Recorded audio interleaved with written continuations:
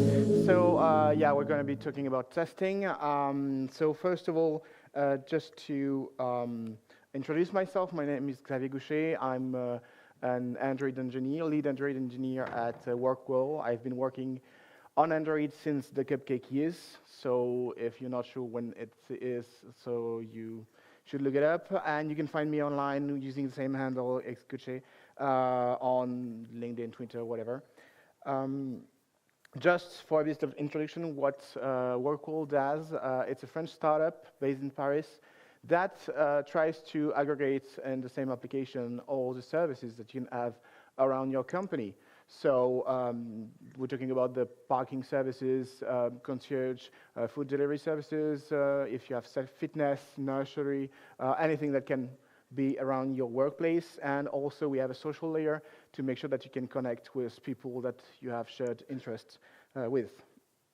So previously in CodeMobile UK, last year I was talking about mutation testing, which is a principle that allows you to try to make your test better.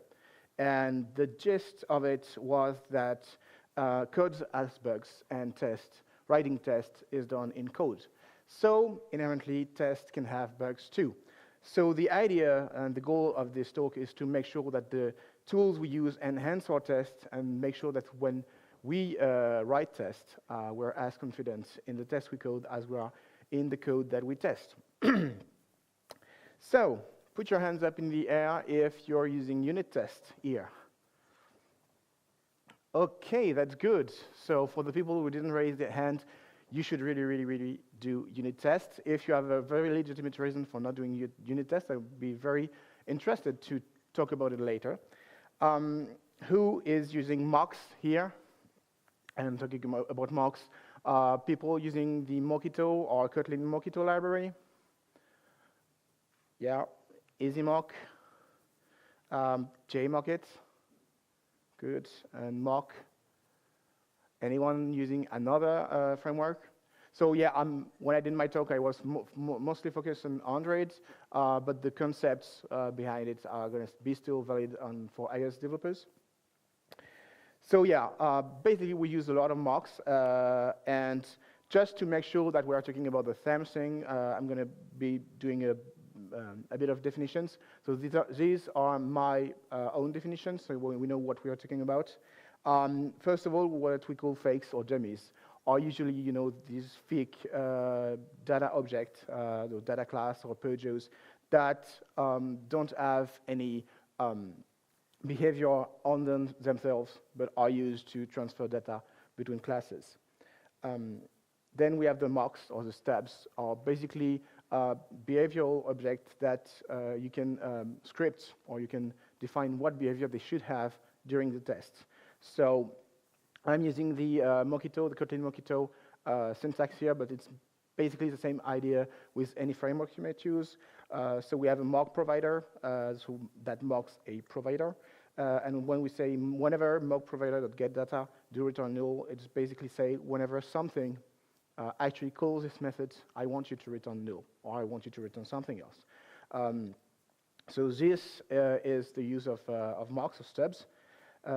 And then you have spies, which is a concept that basically you can wrap an object, so it could be a mock, it could be a real object, a real implementation. You can wrap it and then have the spy listen to any call that is made on this object. And it's going to keep track of all those calls, and then you can afterwards, after a test, ask the spy if this or that method was called and how many times and with which parameter. So for instance, in this case, at the end of the testing, we can say, okay, I want to verify that the listener has been called with the method something done. So that's the basic introduction. And so my talk is going to be split in two parts. First, what's wrong with fake data, and two, what's wrong with mocks. So first of all, what's the problem with fake data? To talk about this, to introduce this, I had an issue like about a year ago where my tests were working, everything was green, and still I had a bug in production that I thought was covered by a test. So what happened? Well, all my tests involved users named Alice and Bob, age 42, working at Fubar Inc. And that's not just me. I know I've seen this in many, many tests. We tend to reuse the same values again and again. And the problem is when all your fake data are full or 42, how can you be sure that your tests are valid? In the issue that I had, basically I had a user with the ID 42, and I had an object that the user could have, and the object also had an ID 42. And basically during my test, I was verifying that the result of some operation was indeed 42, and it was. The answer was 42, but it was not coming from the user, but from the data. So my test was green, but for the wrong reasons. So the first thing is when you do that, how do you know where the 42 comes from? Does it come from the user, from the data, from somewhere else in my test where I used 42? Also, it means that we have a lot of hard-coded values, and this is, we know in production code that hard-coded values is a code smell. So you should use constants to define the values that you want to input in your code. Well, the same thing stands for tests. You don't want to have hard-coded values directly inside your methods. You want to have constants to inject them. And also, the worst problem with this is that you only test one value ever. So whenever you run your test on your CI server or locally, you're only testing one single scenario, and always the same scenario over and over and over again. And that's an issue, because basically your tests are just telling you, yeah, this works for 42. Does it work for 43? Does it work for 1 million? Does it work for minus 22? You don't know, because you don't test it. So what's the solution? So one of the solutions to address this problem is to use random data. So basically, if we take this sample, we have a tested object that can invalidate data after a time. So we have, we can set the last call timestamp. Say, okay, the last call to the data was called at timestamp 0. The TTL, the time to live, is 42. If we call it at timestamp 666, we want the data to be invalid, and we check that the result is false. Problem is, we only test one single scenario. So using a random generator, you can just use java.long.random or any simple random generator. We can change it to this method, which does exactly the same thing, but anytime you're going to run it, it's going to run against different values. So we generate a random long for the initial timestamp, the time to live, and the delay, and we just use the same logic afterwards to make sure that the logic to make sure that the data is valid works correctly. So that's nice. It works. Problem is you can't use two random values because you could have issues. If you just use next long, you could have a long overflow because you have very large longs that you add together. You could have a negative time to live or a negative delay, and those are issues that could ruin your tests. So this is where I introduced Elmer. Elmer is a library I started working on in May last year. And basically the idea is to provide a set of methods to generate data with constraints. So it's based as a basic JUnit rule, so you can add it very easily inside your JUnit test, or you can just instantiate it if you're using Spec or any other framework. And then you can forge data. So forging data, you can forge, so everything like this works for ints, longs, floats, or doubles. You can forge a number based on a range, or you can forge it just with a basic constraint. I want it to be positive or negative or strictly positive, so it can be null. You can generate it following a Gaussian distribution. So you say, yeah, I want to generate a number that's around the value 42 and with a standard deviation. Or you can also generate an array of numbers following a specific constraint. You can also forge strings, because we don't just want to work with numbers. So you can forge strings based on alpha numerical stream, hexadecimal strings. You can forge a word. That's a single word that's basically just going to alternate between consonants and vowels and make something that looks like a real word. You can make a sentence that's more like a lipsum. You can forge an email or a URL. Those are very useful because they follow the RFC closely, but it's not just alpha characters at alpha.com. It's actually follows any complicated case that you can have within an email that's not just the simple ones. Same for the URL. You can also create an array of strings, and you can also ask to have a string that match a given pattern. Going further, you can also generate an element from a bunch of values. So I want an element from a collection, picked randomly, or I want an element from a list of values. I want one value possible from an enum, or I want a possibly nullable value. So the nullable from is actually pretty useful if your method can take null as a parameter. You'd say, okay, it's probably possibly null, possibly not. And so using this, what we can do, another feature of Elmer is that you can handle failing tests easily. Because the problem is if you have random data and you have a failing test, how can you reproduce the failing test? Well, with this library, you've got a message in the output that says this test failed with the given seed. And then you can use the same seed to reset the forger at the beginning of your test. And then you can step through it and debug it to know what went wrong. So using this for our sample, we can say, okay, I want a fake timestamp. So it's going to take a timestamp that's globally around the current timestamp, but with a bit of margins. You want a fake TTL that's positive. You want a fake delay that's positive. The max value right now is just a day in millisecond, but you can have anything that fits with your own code. And the rest is the same as before. It's going to be using different values every time you run the test, which means that you can find your edge case easier. The basic idea between this is to make sure that whenever you run the test, you can range from any kind of valid value and not just the ones that you wrote when you created your tests. Also, this allows you to explore the exponential combination of all those values. Because possibly when you have multiple parameters to a method, you can explore them.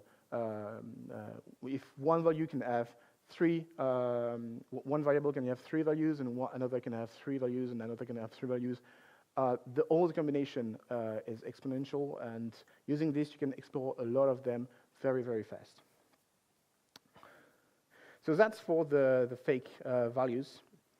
Now, what's the problem with mocks? So first of all, before going diving into the mocks, I want to take a look at the 2 types of mocks. So it's my way of viewing things. For me, mocks can be either input or output. This means that input, it's just a mock that's going to bring data to the object under test. That's you're going to stub and say, okay, whenever I call get data, I want you to return this. And the input mocks are never verified directly. So for input mocks, I'm never going to say, okay, I want to verify that the get data was called. I'm going to verify it indirectly when I know that at some point during the test, the fake data value that I gave here is actually used and resurfaced. On the other hand, you have output mocks, and basically output mocks are just listeners, callbacks. So you never have to stub them, and you just need to verify that they have been called maybe multiple times and with the correct parameters. Using this is actually forcing me to make sure that there is a clear separation of concerns whenever I test something. So anyway, what's the problem with mocks? The problem with mocks, the way I view it, is that they are designed to make the tests pass. When you are using mocks, basically, you are mocking a dependency, you are mocking a listener, and you are driving the mock to have a specific behavior, specifically meant to make the test pass. So when you're writing your test, you're saying this. I have this mock, and I want this mock to behave in one specific way, and the way you drive it has no constraint. There's nothing binding that says actually the way you drive it is wrong. You don't know if you drive your mocks correctly or not. So the first problem with it is to know if your mocks are consistent between two test methods. So you have a mock object that you're going to use in several methods in your test class. For example, you have you're mocking a queue, and in the first test you say, okay, whenever I call isEmpty, I want to mock an empty queue. Whenever I call isEmpty, I want it to return true. Pretty simple. But then when I want to call getFirst, I want it to throw an exception. It kind of makes sense. If the queue is empty, you don't really need to call getFirst. It could throw an exception, makes sense. But then in another test in the same class, you're also mocking an empty queue. So again, when you say mock queue is empty, I do return true. But when I say mock queue.getFirst, I want to return null. And probably this could be also valid. I mean, I get the first or null if there's nothing in it. So basically, there's no way just looking at the test to know what the mock should, how the mock should behave. So what can we do about that? Well, one thing that we could do is to prepare all the mocks in a setup method. You have one single method that prepare all the mock once for all your tests. That way the mocks are going to have a single configuration and everything is stubbed in the same place. But then, if you do that, are your mocks going to be consistent between two test classes? So that's basically the same issue. You have two test classes, and in one of them you are mocking an empty queue again, and when you call getFirst, you're throwing an exception. On the other one, you're mocking an empty queue. When you call getFirst, you return null. This could happen. I've seen this kind of thing happen in the past in tests, and this actually led to mistakes and errors in production. And basically, we had different places where we mocked the same object with different behavior. And so the class you test are going to be tested wrongly. The tests are going to be all green. Everything's going to be right until one day we run into the issue. So what can we do about that? Well, one solution is to use a separate class to set up the mocks. This idea is basically what I call contracts. And the idea is to have a separate class, which I'm going to call QContract. And I have a mock in it. And I'm going to create several methods that are going to say, OK, I want an empty queue. I want a full queue. I want a queue with 5 elements, or I want a queue with null elements, whatever. But basically, you can name your mock setups and then call them from other test classes. So here, I'm going to say, OK, whenever I want an empty queue, the isEmpty should return true, and getFirst should throw an exception. And then from your test classes, instead of creating a mock, you create a contract.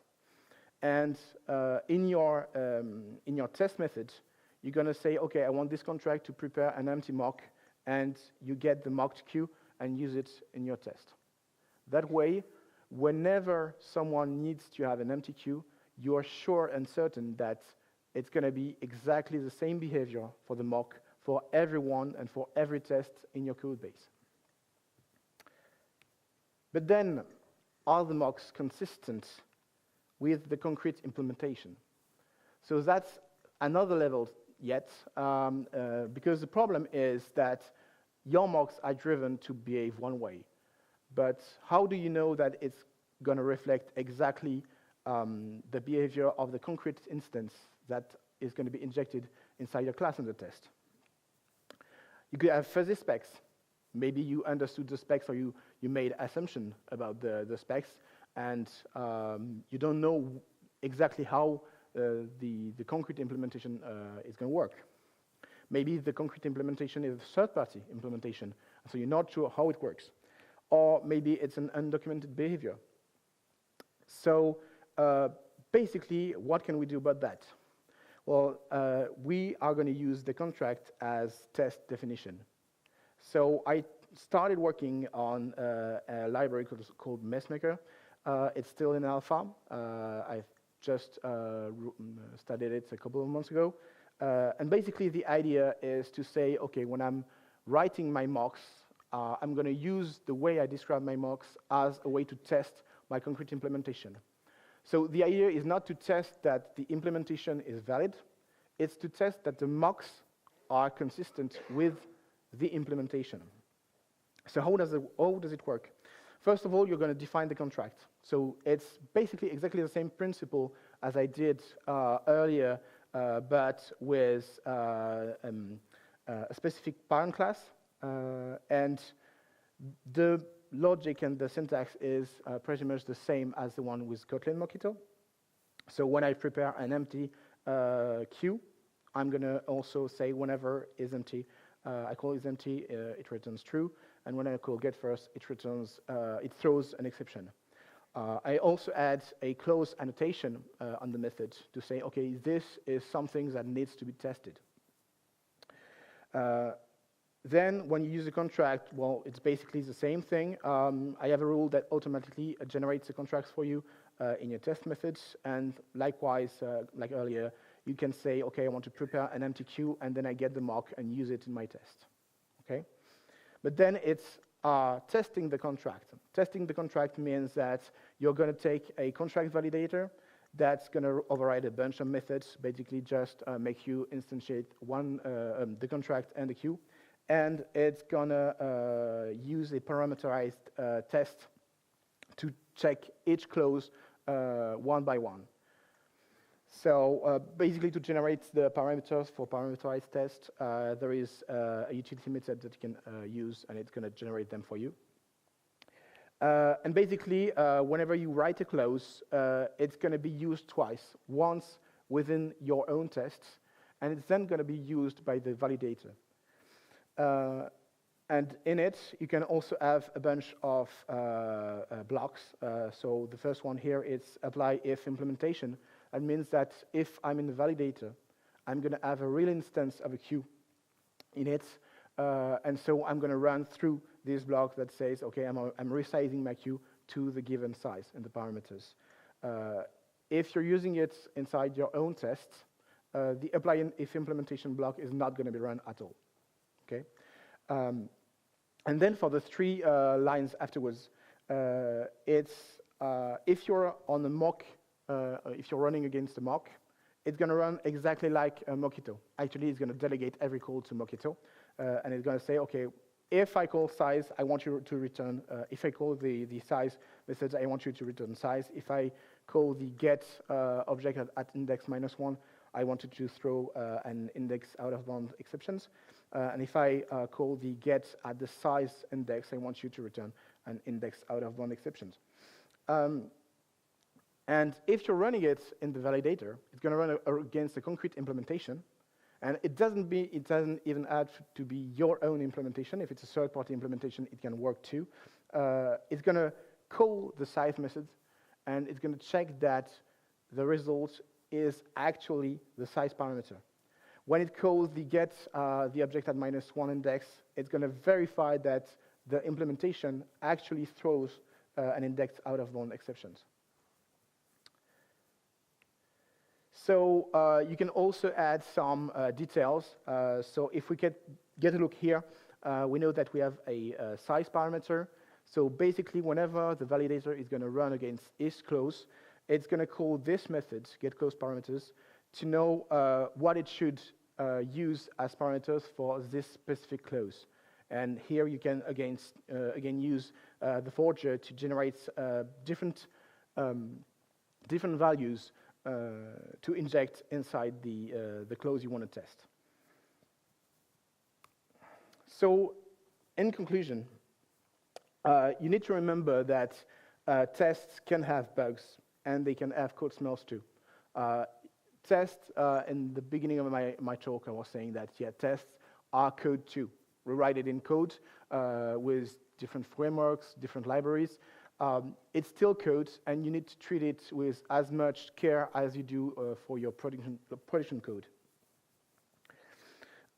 Always, whenever you do a test, try to think of what could go wrong. Okay, these two libraries that I wrote came from places where actually things went wrong because of specific issues. And I tried to use a library to fix those issues and to change my way of working to never run into those issues again. But of course, I'm going to run into new issues. So always try to think of what could go wrong in your test and try to think if your tests are actually relevant and work correctly. Also, you need to look for the edge cases, because this is where the fun happens. Basically, when you want to write tests, you should think of the edge cases first. Because if you just think of the nominal case, the perfect scenario, which is the one that 90% of the users are going to run through, basically, you maybe don't even have to test it because you're going to see it while you're developing the feature. Your testers are going to see it first because it's the first thing they're going to try, and it's the first thing that's going to be visible in any alpha or beta testing. But the edge cases are the things that are going to be very hard to reproduce, hard to detect. So you need to think of all the edge cases when you're working on your tests. Finally, if you remember one thing from this talk, is that you need to be as confident in the code you test as you are in the test you code. Like I said, test is real code, and you need to be as careful when you write it as you are when you're writing your production code. So anyway, that's me. You can find both of those libraries on GitHub. You are very welcome to send any issue or pull request or any comment on it, of course. And yeah, if you have any question, I'll be glad to answer them. Cool.